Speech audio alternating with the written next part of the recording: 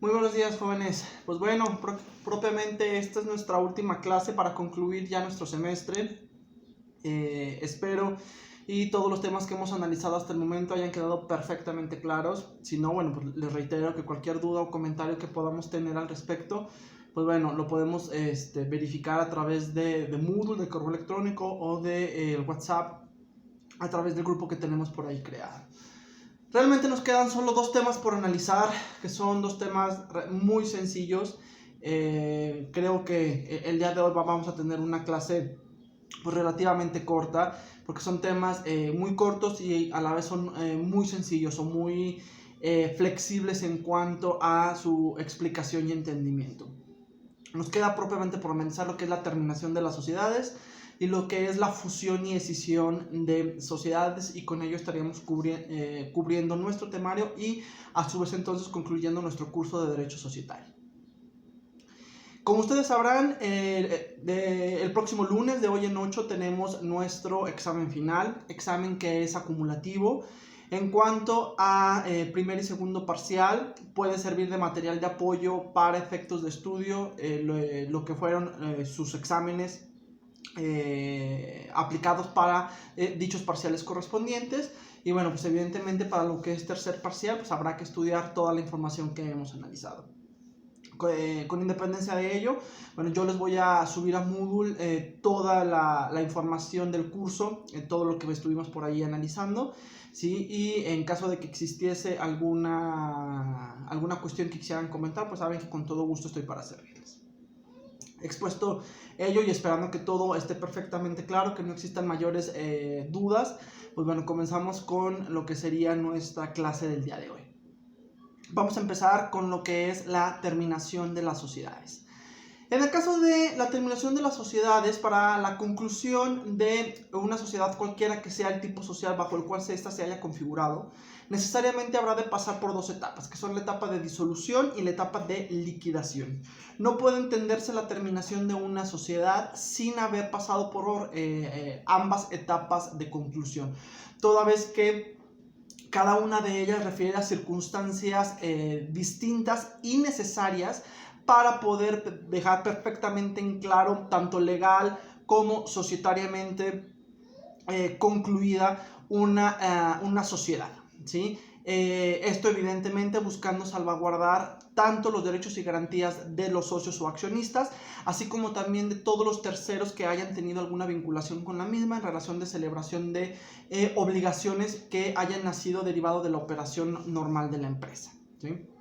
En este sentido, la ley nos va a plantear una serie de situaciones fácticas a través de las cuales podrá llegarse a una terminación de una sociedad, ¿sí? Y actualizándose alguno de estos supuestos, vamos a dar paso a lo que sería la primera etapa de terminación, que sería la disolución de las sociedades.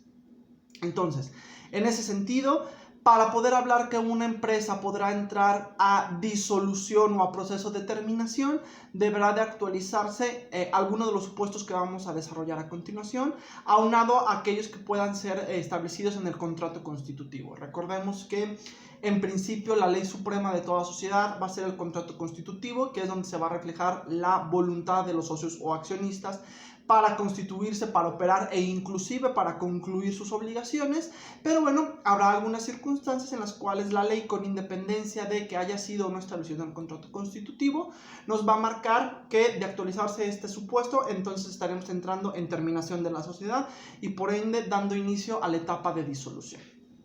¿Cuáles son estas circunstancias? Pues la primera de ellas es evidentemente por la expiración del plazo para el cual fue creada la sociedad.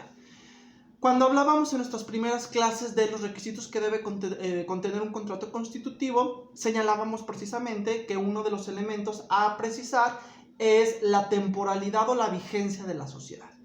Entonces, derivado de ello, pues se va a encontrar entonces vinculado el pacto de esa temporalidad tanto con la iniciación como con la conclusión. Al expirar el plazo pactado, la empresa entrará en un proceso de disolución, sin perjuicio de que previo a que se actualice este supuesto o a la expiración de este plazo, pueda celebrarse una asamblea general extraordinaria en la cual se haga una ampliación de la vigencia de la sociedad. pudiendo pactarse inclusive que esa vigencia sea por tiempo indefinido. Si el pacto es por tiempo indefinido desde la creación de la sociedad, pues entonces este supuesto pues, difícilmente se llegará a actualizar. El segundo supuesto es por la imposibilidad de continuar realizando el objeto social para la cual fue creada la sociedad, o bien porque dicho objeto social haya sido consumado. ¿Qué quiere decir esto? Si la sociedad se constituyó con un objeto social específico y determinado, lo cual nos exige la ley al momento de la creación, y resulta que por circunstancias legales o naturales este objeto social ya resulta imposible de ejecutarse, entonces la empresa deberá entrar en un proceso de disolución. De igual forma, si el objeto social queda consumado por su cumplimiento, entonces la empresa de igual forma entrará en un proceso de disolución. ¿Qué puede ser un ejemplo de este? Digamos que constituimos una sociedad anónima con fines de investigación para desarrollar estudios relativos a una enfermedad en específico con la finalidad de desarrollar una vacuna, y resulta que habíamos pactado que la temporalidad de vigencia de esta sociedad era de 20 años, pero la vacuna se obtuvo en 10 años. Entonces, en ese sentido, aun y cuando no se haya expirado el plazo por haberse consumado el objeto, la persona moral de que se trate, la sociedad de que se trate, entrará en proceso de disolución, ¿sí? Por acuerdo de los socios, es decir, no necesariamente debe de haber un conflicto en cuanto al objeto, en cuanto a temporalidad, en cuanto a los socios, etc. Basta con que exista la voluntad de los socios o accionistas para que la empresa entre en un proceso de disolución. El otro supuesto es porque el número de accionistas llegue a ser inferior al mínimo que la ley establece, o porque las partes de interés se reúnan en una sola persona. De hecho, bueno, pues ambos supuestos realmente atienden a la misma circunstancia. Sabemos que por disposición de ley, el mínimo de socios o accionistas que deben de existir en prácticamente todos los tipos sociales son 2 accionistas. Si llega a existir únicamente un socio o se llega a reunir solo la calidad de accionista en una sola persona, pues entonces la empresa entrará en un proceso de disolución. Única y exclusivamente la sociedad por acciones simplificada es la que no entraría en este conflicto, porque esa sí puede existir con un único socio según las situaciones que hemos llegado a analizar. Por la pérdida de las 2/3 partes del capital social. Es decir, si ya caímos en una descapitalización importante que nos ha llevado a perder 2/3 partes, del 66% del capital, pues entonces es claro que la continuidad de las operaciones de la empresa entran en conflicto y por ende se entrará en un proceso de disolución a efecto de evitar o inclusive a lo mejor ya pueda, habiendo incurrido en ese supuesto, de llegar a un concurso mercantil que lleve al comerciante a una imposibilidad de cumplir con sus obligaciones por falta de solvencia.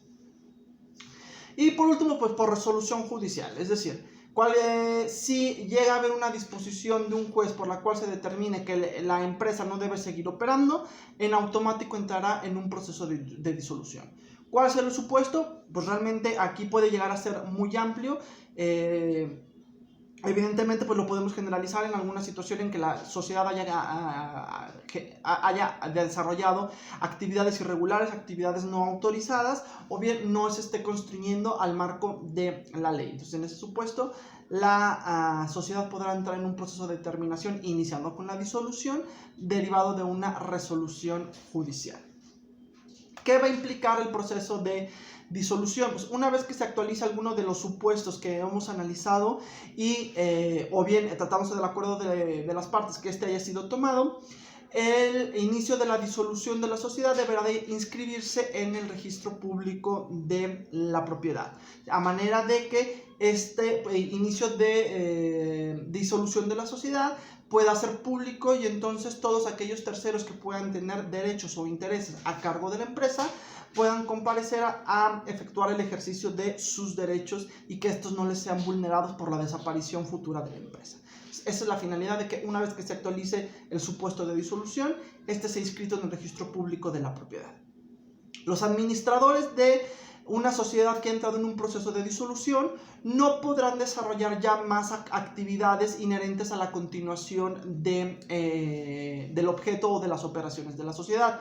Única y exclusivamente deberán de constreñirse a el desarrollo de todas aquellas actividades tendientes a alcanzar la liquidación de la sociedad, o bien continuar aquellas que ya se hayan iniciado para evitar incurrir en un incumplimiento, pero no puede iniciar nuevas obligaciones con la finalidad de continuar la operación de la empresa, toda vez que ya hay un acuerdo de disolución que se lo va a impedir. Y en caso de que lo haga, este será responsable solidario y entonces tendrá que responder por daños y perjuicios a los terceros que estén involucrados con la celebración de dichas operaciones.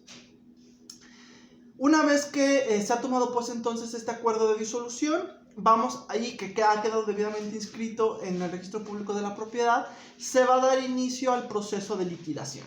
En este proceso de liquidación, lo primero que se debe de hacer es la designación de liquidadores, los cuales normalmente serán designados en la misma asamblea en la cual se llegue al acuerdo de disolución. Esto con la finalidad de que releven de su cargo a los administradores y entonces tomen posesión de la administración de la empresa los liquidadores y sean los que lleven a la conclusión las operaciones de la empresa. Esto obviamente con la finalidad de que se puedan llevar a cabo todas y cada una de las tareas tendientes a concluir la empresa y que queden en manos de una única entidad como serían los liquidadores y no tengan que estar triangulando entonces con administración, socios, liquidadores. Por eso entonces desaparece la figura de la administración y toda esta correrá a cargo de los liquidadores. La designación de liquidadores se deberá de inscribir de igual forma en el registro público de la propiedad. Y siempre y cuando no haya designación de liquidadores o bien no se haya efectuado todavía la inscripción en el registro público de la propiedad, entonces sí los administradores continuarán a cargo de la empresa bajo las reglas que hemos ya precisado. Es decir, únicamente continuando con las operaciones ya iniciadas para llevarlas a conclusión y evitar incurrir en un incumplimiento, pero sin poder celebrar nuevas operaciones. ¿Cuáles serán las funciones del liquidador? Pues evidentemente entonces concluir con todas las operaciones que ya se hayan iniciado por parte de la empresa. Tendrá que encargarse de efectuar el cobro de todas las cuentas pendientes por pagar a favor de la empresa. Estará encargado de cubrir todas las obligaciones a cargo de la empresa, efectuar un inventario de bienes para la determinación del patrimonio. Y una vez que se han cubierto todas las obligaciones y que se ha recuperado todas las prestaciones que se tengan a favor de la empresa, y con el remanente que quede, entonces se encargará de pagar o de liquidar el haber social a cada uno de los socios o accionistas. Obviamente deberá también entregar un balance final de la empresa en la cual va a establecer haberes y obligaciones, y con base en ello qué fue lo que se recuperó, qué fue lo que se pagó y qué es lo que es posible distribuir entonces entre los socios. Una vez que se haya efectuado todo esto, se va a proceder a efectuar la inscripción de la liquidación de la sociedad ante el registro público de la propiedad, con la finalidad de que se proceda a la cancelación del registro de la sociedad o de la inscripción del contrato social. Y una vez que se haya procedido a efectuar dicha cancelación del contrato social, entonces sí quedará totalmente liquidada la empresa y ya entonces libre de toda obligación, ¿sí? Esto básicamente es lo que nos llevaría a un proceso de disolución y liquidación. De manera general es únicamente tomar el acuerdo de conclusión, ahí se va a hacer designación de liquidadores, se encargará de generarse entonces un inventario y balance de bienes, de obligaciones a favor y de obligaciones en contra, pagar las que estén en contra, cobrar las que estén a favor y entonces con el balance que se establezca, pagar a los socios en la participación o en el porcentaje, de su participación. Eso es básicamente lo que tendría un proceso de terminación que implicaría una disolución y una liquidación. Con eso estaríamos entonces concluyendo este tema y pasaríamos al último tema que nos faltaría por analizar, que es, como ya lo habíamos comentado, la fusión y escisión de sociedades. En cuanto a la fusión y en cuanto a la escisión, pues realmente es un tema también muy sencillo. Prácticamente se define su terminología legal con su propia designación. Pero bueno, vamos a establecer por ahí unas circunstancias particulares o unas circunstancias de importancia.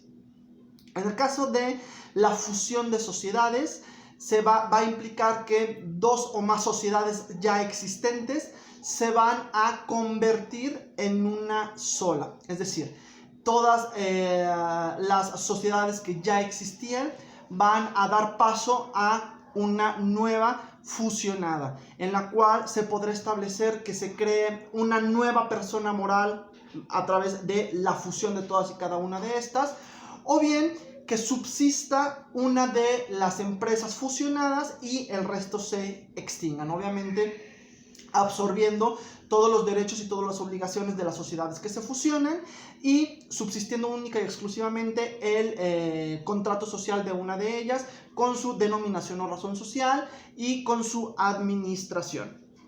Todo este proceso de fusión, pues, evidentemente deberá de quedar debidamente inscrito en el registro público de la propiedad, y este no podrá llevarse a cabo sino por autorización de las asambleas generales de socios de todas y cada una de las empresas que pretenden fusionarse. Es decir, previo a la fusión deberá de celebrarse una asamblea de accionistas en todas y cada una de las empresas que pretenden fusionarse para que se tome un acuerdo de fusión, y aprobado dicho acuerdo de fusión, entonces se podrá proceder a formalizar la misma, a surtir efectos legales, y se procederá a inscribir ante el registro público de registro público de la propiedad y del comercio en el Estado. ¿Sí? En este sentido, obviamente se dará un plazo de vigencia de 3 meses para que una vez que se efectúe la inscripción en el registro, se entienda que ha surtido plenos efectos. Es decir, se inscribirá ante el registro público de la propiedad y del comercio en la pretensión de fusión, y esta no va a surtir efectos sino hasta 3 meses después. Esto con la finalidad de que se puedan respaldar o salvaguardar todas las obligaciones que cada una de las empresas que se fusionan haya contraído. La única forma en que la fusión surtirá efectos inmediatos es que la empresa que subsiste, ya sea la empresa que subsiste o la empresa que surge con la fusión, se comprometa a responder por todas y cada una de las obligaciones de las empresas que se fusionan, o bien que se establezca una garantía para cubrir el pago de las mismas. Solo en este supuesto podrá procederse a surtir efectos inmediatos la fusión. Si no existe garantía del pago de obligaciones de las empresas fusionadas, entonces esta no podrá surtir efectos sino hasta dentro de los 3 meses siguientes a que se efectúe la inscripción de la misma.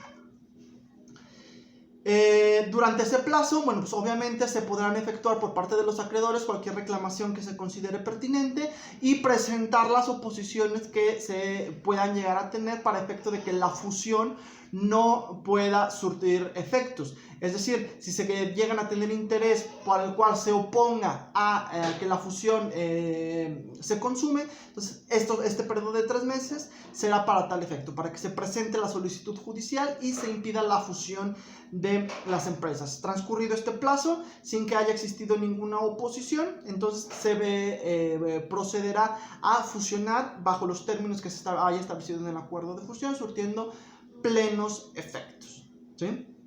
Eso entonces en cuanto a la fusión. En cuanto a la escisión, en contraposición a la fusión, implica que una sociedad ya existente se va a dividir en varias empresas, ¿sí? Donde la empresa que ya existe se denominará empresa escindida, y las que nazcan a partir de la misma como escindente, y las que nazcan a partir de la misma como empresas o personas morales escindidas. ¿Qué va a implicar la escisión de una empresa? Que a través del capital que éste la integra se va a fragmentar para dar paso a nuevas personas morales. Subsistirá la empresa original, o podrá extinguirse totalmente la misma y dar paso a nuevas personas morales totalmente distintas, ¿sí? O bien puede conservar su existencia esta y únicamente dar creación a otras empresas a través de la misma. ¿sí? No debemos confundir la escisión con la cuestión de grupos sociales. Es una situación completamente distinta, porque en el caso de la escisión, cada una de las empresas que surjan por la escisión va a tener una personalidad jurídica, un patrimonio propio y una administración independiente, lo cual no sucede en los grupos sociales, donde siempre existirá una controladora que se va a encargar de la administración de todas. Entonces, que aquí nos quede perfectamente clara la diferencia entre lo que es un grupo social frente a una escisión. Entonces, reitero, la escisión es la fragmentación del patrimonio de una empresa ya existente para la creación de diversas nuevas empresas, donde puede extinguirse la sociedad escindente para dar paso a nuevas personas morales escindidas, o bien puede subsistir la persona moral escindente y dar paso a nuevas personas morales escindidas, conservando de nueva cuenta entonces cada una de ellas personalidad jurídica, patrimonio propio y administración independiente. Ahora bien, ¿cuáles serán los supuestos que deberán de cumplimentarse para que la escisión pueda llevarse a cabo? Estos son los siguientes. Primero, deberá de efectuarse la descripción de la forma, plazos y mecanismos en que los diversos conceptos de activo, pasivo y capital serán transferidos. Es decir, debe quedar perfectamente claro cómo es que se va a fragmentar ese patrimonio y cómo va a quedar dividido tanto los activos como los pasivos, cómo va a quedar dividido el capital social y con qué temporalidad se van a hacer dichas fragmentaciones. Es decir, si van a ser pagos diferidos de transfusión de activos y pasivos y capital, o bien va a ser una única traslación de patrimonio y en qué fecha. Todo esto con la intención de tener perfectamente claro cuál será entonces la persona moral que deberá de hacer cargo o deberá de responder por las obligaciones frente a terceros. La descripción de las partes del activo, del pasivo y del capital que correspondan a cada sociedad escindida y en su caso a la escindente con detalle suficiente para permitir la identificación de estas. Es decir, aparte de que tenemos que especificar con claridad cómo quedará fragmentado el activo, el pasivo y el capital y con qué periodicidad o en qué temporalidad se va a trasladar de una empresa a otra, debe quedar perfectamente claro también qué parte de la fragmentación va a quedar en propiedad de cada una de las empresas, tanto la escindente como la escindida. Reiterando esto, para efectos de determinar qué obligaciones correrán a cargo de qué empresas frente a terceros. ¿Sí? Evidentemente, deben de quedar también perfectamente claros los estados financieros de la sociedad escindente que abarquen por lo menos las operaciones realizadas durante el último ejercicio social. Recordemos que la escindente es la que ya existía. La determinación de las obligaciones que por virtud de la escisión asuma cada sociedad escindida. Esto obviamente reiterando lo que ya señalamos. Y finalmente deberá de quedar perfectamente claros también en el acuerdo de escisión los proyectos de estatutos de las sociedades escindidas, ¿sí? Es decir, de las sociedades que van a surgir derivados de la escisión. Este acuerdo de escisión deberá de inscribirse de igual forma en el registro público de la propiedad y del comercio.